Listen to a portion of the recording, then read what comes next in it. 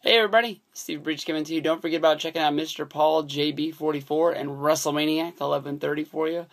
SummerSlam Access coming up around the corner, hot and heavy. Today, package came in, just cut the top off. I ordered an item for meeting John Cena. John Cena, I knew out of the gates, it was something that I honestly really wanted to meet. I think that it's going to be an awesome experience. I've seen a lot of videos about people meeting John Cena. He's just a real outgoing guy that is the face of the WWE. He has to shake 1 million hands a day, take 1,000 pictures, and has to make sure every time he meets somebody, he has to leave some lasting impression of what the WWE is. He is, that final image that people are going to have. I mean, he meets people doing, freaking media, taking pictures that have no idea, what he really does. They just know that he's coming to be on their TV show, to, shake hands, wave to the camera and trying to sell some tickets. He has to make sure that he is on his game at all times, whether he is, walking through the parking lot to get into the backstage of an arena, or he's on the freaking Michael and Kelly show, and he's wrestling around in sumo suits. The guy goes above and beyond. I don't think that, honestly, we've really had a champion or a face of the WWE like him since we had Hulk Hogan, and he might even do more than what Hogan did back in the past. They had Austin, they had Rock as champions through the Attitude Era. You even had Triple H and The Undertaker.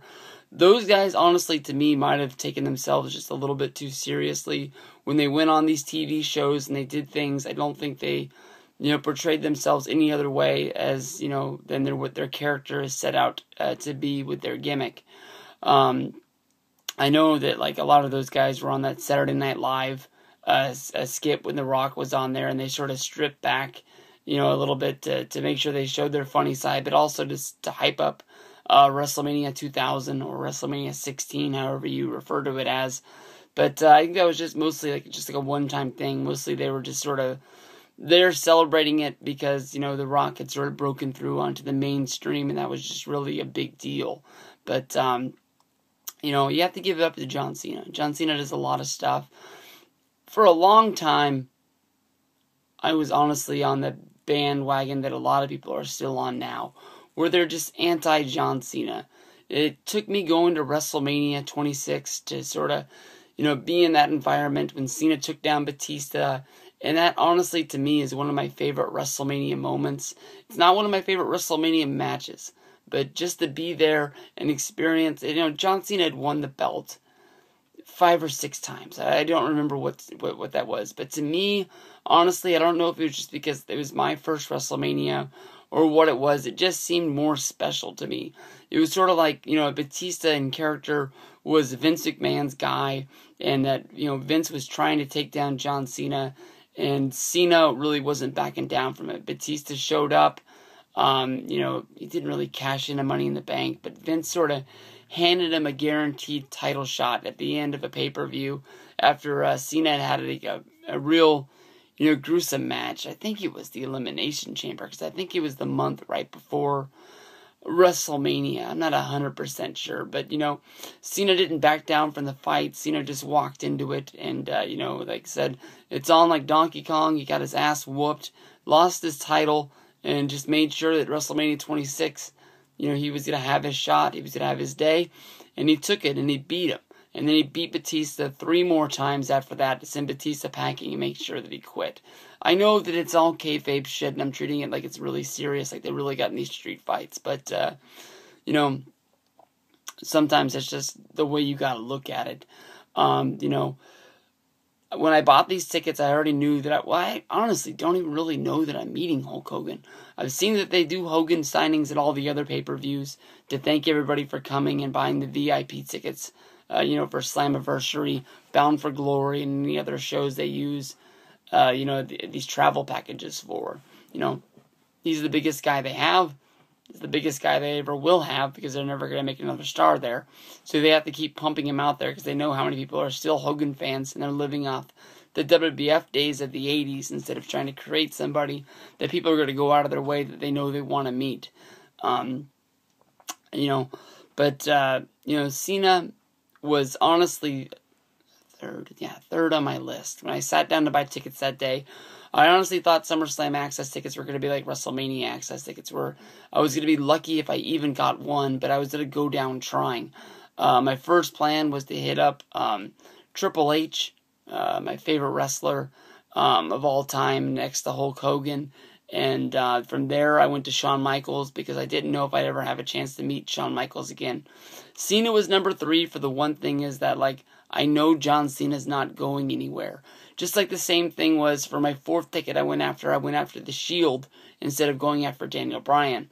The main reason was I think all 3 guys from The Shield are all going to be main eventers. I'm going to meet 3 guys for one price, and that honestly, I don't know if I'll ever have another chance to meet all 3 guys in gimmick at the same time at the same place. I know that, if you wait it out, a lot of these guys go on, the independent Wrestle Reunion, WrestleCon, things like that, WrestleFest, and you can meet legends later and they put the gimmick back on and they do it. But Demolition's one of my favorite tag teams of all times. But if I went to a WrestleCon today and saw these 60-year-old dudes putting the makeup on, selling pictures and autographs, it's Demolition, but it's not really Demolition to me. I don't really want to knock Scott Hall that bad. I would love to meet Scott Hall. I'd love to get a picture with him. But he's not the Scott Hall of the NWO to me. If you were able to get all 3 dudes in one place at one time, which is, was rumored for Frank and Sons for a while, that they were going to have Nash, Hall, and Hogan there all at one time. Hogan and Nash can pull it off if they're still Hogan and Nash. Scott Hall, I'm honestly not sure if he could pull off being Scott Hall. That's why I picked The Shield, was I can meet them all in their prime, all in the same spot, before one of the guys turns on them, sort of like Randy Orton in Evolution, and takes off. I honestly feel like it's not a once-in-a-lifetime thing, because people who went to WrestleMania, who went to Access, got a chance to meet him. But, John Cena just above and beyond. I've gone a whole lot longer talking about, meeting Cena. I have a plan on what I'm going to do when I meet him. I don't really know what I'm going to say to him. I think Yaya's basically just going to say that, he's a 30-year-old wrestling fan who still likes John Cena and they're still out there. I don't want to put words in his mouth, but from talking to him, that's basically what it's going to be. And I think it's, mostly just going to be me shaking his hand and saying thank you, because he is one of the most, biggest guys that's out there. If you were to put a picture on the table of the WWE roster, much like that WWE magazine they did a year ago or 2 years ago that had Cena in the middle and then all the guys spanning out, sort of like the Royal Rumble poster was a few years ago, if you remember which one I'm talking about. I think it was the one from Atlanta. So that would be the Royal Rumble 2010, maybe 2011. 2010, because Edge won in Atlanta, and that, it's pretty obvious what was going to happen. If you were to put that picture down, in front of some random people at work who don't watch wrestling, I guarantee you will go, I want to say 9, but I'll say 8 out of 10 people will recognize John Cena on there from just being on TV and magazine covers and, doing everything he can to promote WWE and make it as big as he is. I don't look at him like he's as big as Hulk Hogan, but he's, the Hulk Hogan of today. I want to meet Michaels because of what he did in the past. I want to meet Triple H because of how big of a wrestler that he is. But, to slam it down and say that I met, somebody, I could say that I met CM Punk, but I honestly know that was a bad experience, that I'm probably going to want to tell people that I met him. But when people ask about, what it was like, I'll just sort of brush it off. But, people say, you met John Cena. I know going into it, I'm going to have an awesome experience. And, he's going to make sure that I walk away knowing that I met John Cena and it was awesome. What I got for him? What I got for him came from Toys R Us. I ordered it about a week ago. And, last night I was looking at some stuff on Costco.com. They sell framed pictures of wrestlers on there. If you go to Costco.com, you go to their photo center, then you go to their pre-made prints, I think is what it was called. WWE has a section in there in the sports section, and they have frame pictures of everybody. They have 8x10s, 11x15s, and whatever the next size up. There's the picture of Shawn Michaels. There's the picture of Triple H. That it's $120 to get both of them. But if I wasn't meeting both of them, the DX picture that they have is all right, but it's just not really what I want. The Michaels one, he's on the stage and he's doing the pose. The Triple H one, he's either right before or right after doing the water spit, and it looks really freaking awesome. They'd be awesome pictures to get signed. But this is what I got. I'm not really sure if I'm going to use this or not, but this is my first time looking at it. I opened the box and it looked like it was going to be a bitch, but this is better than I thought it was going to be. It's a frame picture, 11x15. John Cena.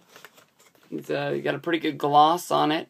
And I think once I get this signed in like a thick black Sharpie marker, I think this would be pretty bitchin' to put on the wall. I mean, it sort of says everything that WWE is today. Him in the ring getting all fired up. The Raw set behind him. It's got Miz rolling out of the ring, so this must be around WrestleMania 27 time. Get the belt on there. I don't know. To me, it honestly can't get any better than that. That's pretty freaking cool. I think that's going to be pretty awesome. I'm going to be taking a lot of plaques down and putting new ones up. I think that would be looking pretty cool on the wall. I know it doesn't have glass on it, but these are only $20 from Toys R Us.